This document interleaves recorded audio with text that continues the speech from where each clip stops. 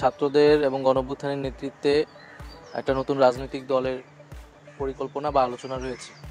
সেই জায়গা থেকে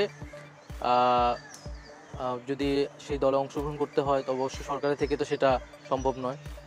সেই দলে যদি আমি যেতে চাই তাহলে সরকার থেকে আমি পদত্যাগ করবো, এইরকম একটা বিষয় আমিও বলেছিলাম। তো যেহেতু এখন আমরা সরকারের একটা স্ট্যাবিলিটি এসেছে, যদিও প্রত্যাশা অনুযায়ী হয়তো কাজ হয়নি, বাট সেটা চলমান আছে। বাট আমাদের এখন রাজনৈতিক দলের আর কাজটা বেশি জরুরি। তো সেই জায়গায় যদি আমরা চিন্তা ভাবনা করছি, আমি ব্যক্তিগতভাবেও চিন্তা ভাবনা করছি, যদি আমার সরকারের মনে করি যে সরকারের থেকে আমার এখন মাঠে যাওয়া, জনগণের সাথে কাজ করাটা বেশি জরুরি মনে হয়, তাহলে আমি সরকার ছেড়ে দেবো এবং হয়তো সেই দলের প্রক্রিয়া যুক্ত হব।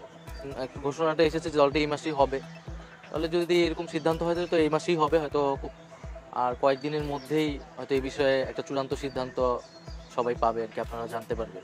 বাইরে যারা বৈষম্যবিরোধী ছাত্র আন্দোলন, জাতীয় নাগরিক কমিটি, তারা তো 6 মাস কাজ করেছে বা গত 4-5 মাস কাজ করেছে। সারা দেশে মাঠ পর্যায়ে তো তারা কাজ করেছে, সাংগঠনিক কাজটা তারা করেছে। আমি তো সরকারের দায়িত্বে ছিলাম, তো দল গোছানোর কাজটাও তারাই করছে। এখানে আমি বের হইলে হয়তো আমি সেই প্রক্রিয়ার সাথে জাস্ট যুক্ত হব।